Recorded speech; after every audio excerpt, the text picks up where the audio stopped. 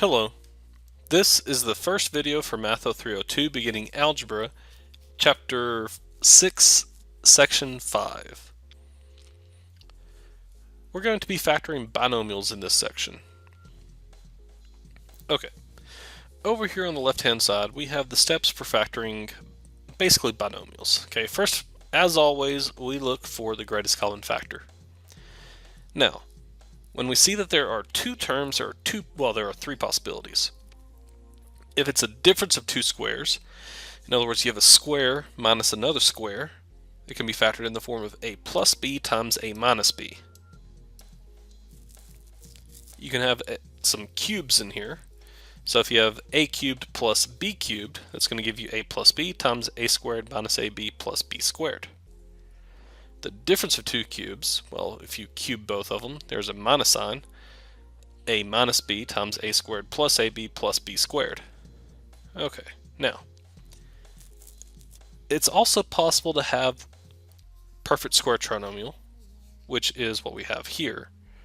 So a squared plus 2ab plus b squared equals a plus b squared, and a squared minus 2ab plus b squared is a minus b squared. Okay. Now, if you have a trinomial, you can use the bottoms-up method. If you have four terms, you can factor by grouping. Check factors to see if it can be factored further. Always remember to ask yourself all the questions about factoring on every single problem. Yes, there is a lot of them.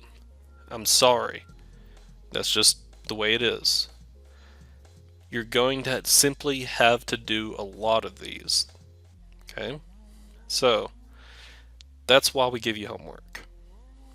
You can practice it as many times as you wish on any problem. I promise you, the more you do, the easier this will get. Now, I do want to say something about the two-term problems. If it's in the form of a squared minus b squared, it can be factored as a plus b times a minus b. But notice that there's something conspicuously missing.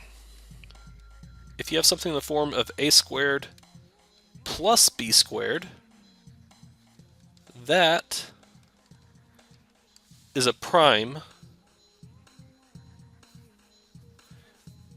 with one exception. If there's a greatest common factor, you'd have to factor that out first, and then if it's still in the form of a squared plus b squared, the resulting one would be prime. Now, the difference between the squares and the cubes are that with the cubes you can actually have the sum of two cubes and the difference of two cubes. With the squares, you can only have the difference of two squares. Okay.